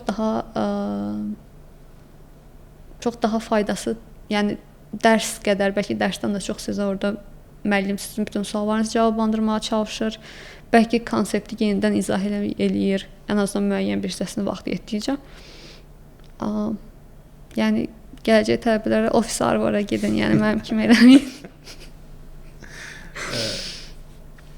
Sizin növbəti illə bağlı və davamı ilə bağlı planınız nədir bəs Abuzər? İndi 1 il daha var. 1 ildən sonra PhD-nə mi davam eləmək istəyirsiniz, yoxsa industri sənayeyə mi keçmək istəyirsiniz? Qərar vermisiniz, yoxsa düşünmə mərhələsindəsiniz? Mən təəssüf ki, hələ ki fikirləşirəm. Böyük ehtimalla ən azından bir il və yaxud da ki, bir neçə il fasilə verəcəyimi düşünürəm. Yəni həm sənayedə bir qədər yenə çalışmaq istəyirəm və belə deyim, yəni fərqinə vardım ki, yəni Azərbaycanda çox vaxt magistr, bakalavr, magistr və PhD arasında çox da fasilə olmadan insanlar bunu edir. Nəfəs olur. Təxminən hardasa 9-10 ilə artıq hamısı bitir, belə deyək. Amma yəni orada gördüyüm misal mənə bir qədər təsir edir. Yəni orada gördüyüm proseslər mənə bir qədər təsir edir. Misal üçün PhD oxuyan insan misal olaraq 30-35 yaşında da orada gəlib PhD oxumağa başlaya bilər. Və yaxud da ki, PhD-ni bitirdikdən sonra normalda çox adamın ağlına gəlir ki, bizdə yəqin ki, akademik olaraq universitetdə qalacaq ya da universitetdə dərs deyəcək, amma orada çox insan var ki, yəni PhD-ni bitirir və gedir sənayedə, yəni corporate joba sahib olur. Sadəcə həmin sahədə çox daha yüksək məbləğdə belə deyək, compensation almaqlarının səbəbi olur PhD təhsillərinin olmalı. Yəni Azərbaycanda bilmirəm buna nə qədər önəm verilir. Məsələn, PhD təhsiliniz ya da magistr təhsiliniz varsa, sizin maaşınız daha çox olmalıdır deyə bir bəlkə qayda yoxdur, amma orada səhv etmirəmsə, yəni PhD təhsilinizin olmalı ya da magistr olaraq specialization sayıldığı üçün, yəni sizin bir negotiation vaxtı irəli sürürsünüz ki, mən magistr təhsili almışam bu sahə üzrə, yəni mənim maaşım bu qədər olmalıdır ən azından və s. Yəni və dediyim kimi çox fərqli belə deyək, həyat yollarından keçib gələn insanlar var. Məsəl üçün çox fasilə verib sonradan qayıdanlar var. Yəni Azərbaycanda olduğu kimi davamlı olaraq universiteti bakalavr bitirib birbaşa magistra gələn tələbələr də var idi. Gap year götürmüş mənim kimi insanlar var idi. Böyük ehtimalla universiteti bitirib bir il gap year götürüb sonra daha nə edəcəyimi fikirləşmək. Eyni bakalavr magistr arasında olan kimi. Bəli, və düşünürəm ki, bu hələ ki çox belə fikir kimi qalıb beynimin bir tərəfində, amma bəlkə ikinci bakalavr təhsilinə da ala bilərəm. Statistika yoxsa süni intellekt? Riyaziyyat daha bu dəqiqə daha belə çünki mən orada bəzi riyaziyyat dərsləri aldım və belə deyək, riyaziyyat dərslərində məsəl üçün magistr hər bir ixtisasın kodu var, hər bir dərsin kodu var və siz bilirsiniz ki, bu rəqəmin üzərində olan, bu ədədin üzərində olan dərslər magistr var üçündür. Amma məsəl üçün orada riyaziyyat dərslərində magistr üçün riyaziyyat dərsi alırdım, amma qrup yoldaşlarım bakalavr tələbələri idi. Yəni Azərbaycandakı kimi limit yoxdur, ancaq bakalavr dərsi ala bilərsiniz deyə bir şey yoxdur. Yəni magistr dərsi də götürə bilərsiniz. Və oradakı tələbələri məsəl gördükdə, yəni mən məsəl onu biraz təəssüflənirəm Azərbaycandakı. Məsəl onlar riyaziyyat tələbələri də sırf riyaziyyat dərsi alırdılar. Bəlkə əlavə double major olaraq kompüter elmləri və s. oxuyanlar da var. Amma məsəl çox savadlı, çox yüksək səviyyədə savadlı və tələbələrdir və onlar riyaziyyat ixtisasına yiyələnirlər. Təəssüf edirəm ki, yəni Azərbaycanda fundamental elmlər o qədər rəğbət görmür. Yəni demək istəmirəm, yəni qəbul balı tamamilə sizin dahi olduğunuzu göstərir, amma müəyyən bir success faktoru olaraq, məsəl üçün deyək ki, 690-700 bal yığan tələbələr arasında çox az tələbələr var ki, gedib fizika oxusun və yaxud da ki, riyaziyyat oxusun. Təbii ki, bu mən elə gəlir ki, bu ən azından mən öz birinci qrup olduğum üçün bizim qrupda olan tələbələr adından deyə bilirəm ki, təbii ki, bəzən maddi səbəbləri olur, bəzən prestijlə bağlı olur, yanlış fikirlər falan yaranır ki. Biz riyaziyyatın və fizikanın yəqin ki, maddiyyata necə çevrilə biləcəyini ölkədə çox nümunələri yoxdur deyə kompüter elmləri, kompüter mühəndisliyi elədi ki, biraz daha yol xəritəsi aydındır. Aydın görmək olur deyə ona görə biraz daha rahat oluruq. Mən istəyərdim ki, artıq sona doğru gəlirik. Bütün təhsil və karyera istiqamətlərində deməli bütün nöqtələrə toxunduq. Mənə maraqlıdır ki, indi universitetə yeni daxil olan və ya birinci, ikinci kursda olan hansısa bir tələbə bizi izləyirsə, sizinlə oxşar yollardadır. Onlara ideya olsun deyə, məsləhət olsun deyə, fikir olsun deyə bir neçə fikir almaq istəyərdim sizdən ki, siz deyirsiniz ki, məncə vaxtında bunu eləsinlər, vaxtında filan şeyə fikir versinlər deyə biləcəyiniz nələrsə varsa eşitmək yaxşı olardı. Mən yəni öz tələbəlik illərimi nəzərdən keçirirəm. Yəni mən də həmin az öncə vurğuladığım tələbələr kimi olmuşam. Yəni düşünmüşəm ki, kompüter mühəndisliyi daha konkret bir ixtisasdır, daha prestijlidir və o vaxt indi də bildiyim qədərilə var və qəbul balı nə qədər yüksəkdirsə, o qədər yaxşı ixtisasdır deyə belə bir düşüncə tərzi var. Məncə daha çox tələbənin özünün çox belə deyək şablon bir şey olacaq. Tələbənin öz marağı olduğu sahədə olduğunu düşünürəm. Və yəni bu belə deyək təbii ki, məsəl üçün maraqlar da dəyişir. Yəni mən özüm kompüter mühəndisliyi ixtisasına sırf özüm istəyərək seçmişəm, amma yəni həmin ixtisası seçəndə 17 yaşım, 16 yaşım var idi.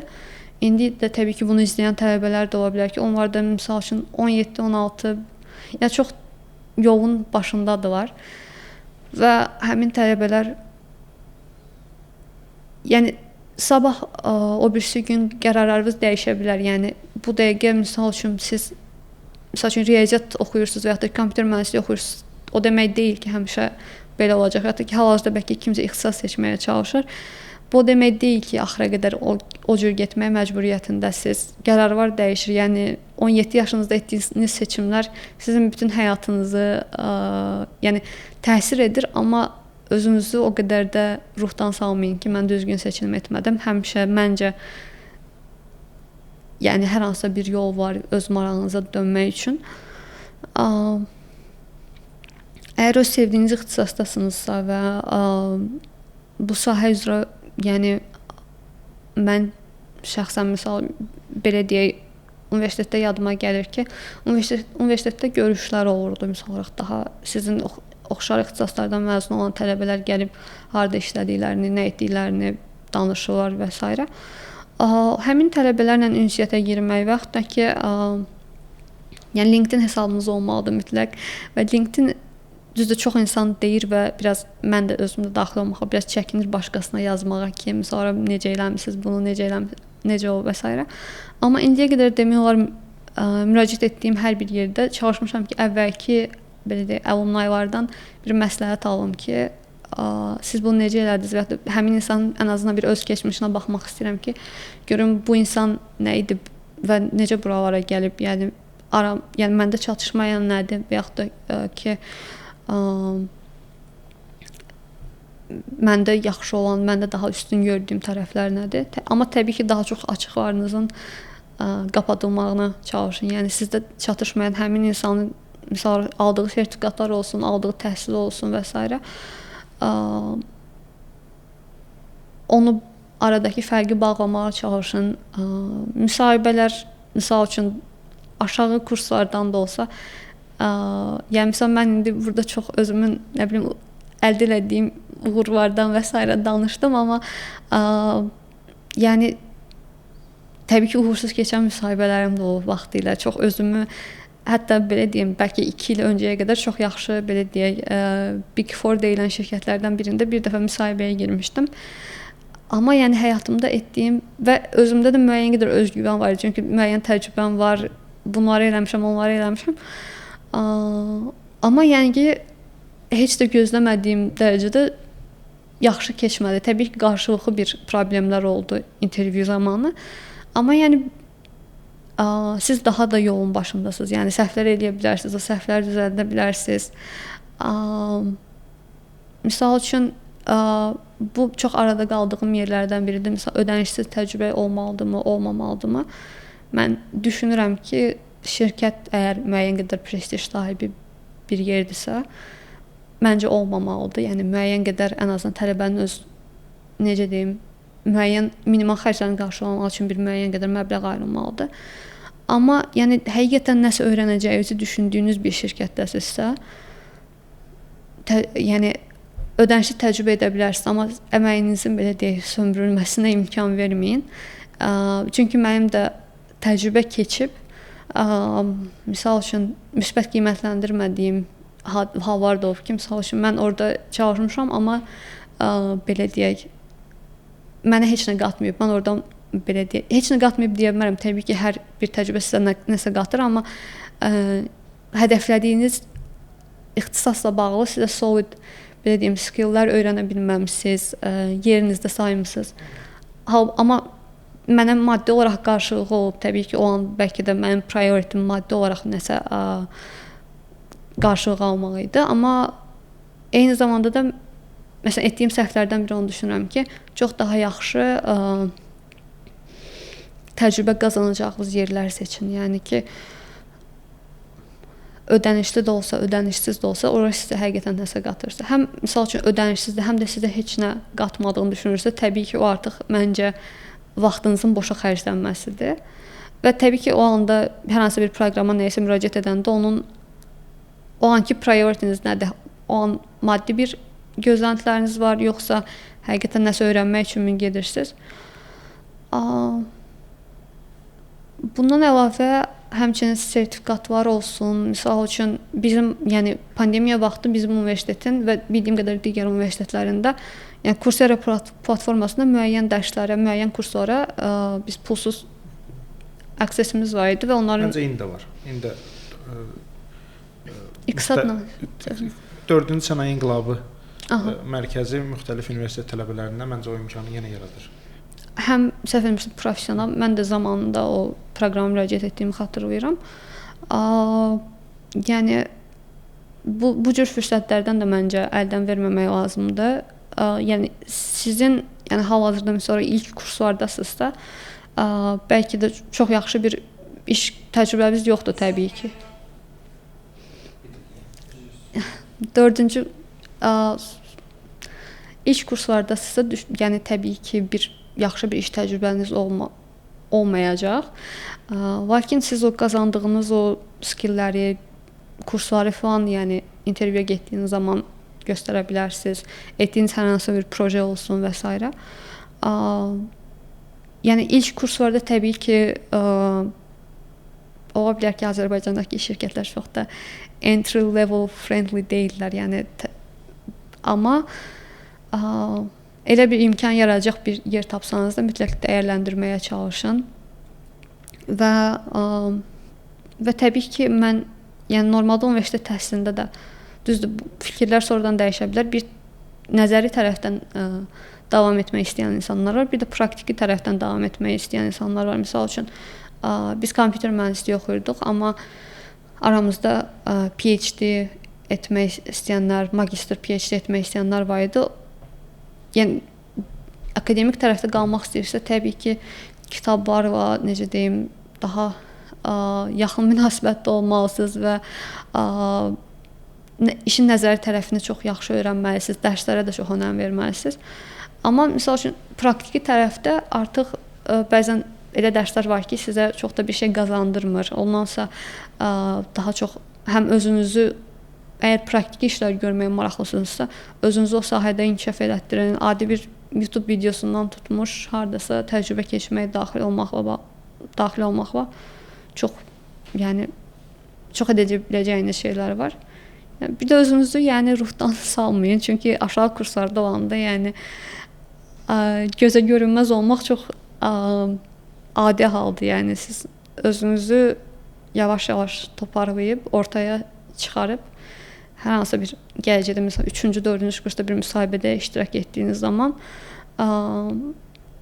yəni özünüzü artıq müəyyən bir özgüvənlə artıq o müsahibələrə gedə bilərsiniz. Bir də çalışın qiymətlərinizdə C olmasın. Təəssüf ki, Azərbaycanda yəni mənim müraciət etdiyim proqramlar daxil bir çox yerdə yəni ən azından təcrübə proqramlarını düşünmürəm universiteti bitirdikdən sonra hər hansı bir iş qəbulunda desinlər ki, sizin falan fəndən C almısınız. Onu yəqin ki deməzlər, amma təəssüf ki təcrübə proqramlarında tələbələrin akademik fəaliyyətlərini ölçmək üçün yəni A və B qiymətlərinin önəm verirlər. Yəni A və B qiyməti olmalıdır. Səhv etmirəmsə, müraciət etdiyim 2 təqaüd proqramında bu önəmli idi. Yəni ki, C olan tələbə çox yaxşı necə deyək, background-u olan, çox yaxşı proyektləri olan tələbələr var idi, amma təəssüf ki, onlar məsələn C almışdılar hər hansı bir fəndən. Onlar ümumiyyətlə müsahibəyə belə dəvət olunmurlar və ya növbəti mərhələyə belə keçirtmirlər. Çox istisna hallar olur. Məsələn, olimpiada qalibləri ola bilər, tələbələr və s. Onlara bəzən istisna edirlər, amma yenə də əgər belə bir planlarınız varsa, çalışın avoid edin bacardığınız qədər. Mən çox təşəkkür edirəm Abuzər. Vaxtınıza görə çox xoş oldu sizinlə söhbətləşmək. Mən düşünürəm ki, həm kompüter mühəndisliyində oxuyan və oxşar sahələrdə oxuyan, statistikaya və dataya yönəlmək istəyən tələbələr və ona gedən yolda müxtəlif olan fürsətləri belə dəyərləndirmək istəyən tələbələr üçün yaxşı bir podkast çəkdik. Sizə növbəti ilinizdə və davamında bol uğurlar arzulayıram. Ümid edirəm ki, artıq növbəti uğurlarınızla bağlı önümüzdəki illərdə çəkərik və siz artıq DÜKU necə bitirdiyinizi, əgər iş həyatına girsəniz, iş həyatına girməyinizi, əgər PhD getsəniz, PhD ilə bağlı təəssüratlarınızı artıq orada danışarıq. Çox təşəkkürlər. Çox sağ olun, təşəkkür edirəm dəvətiniz üçün.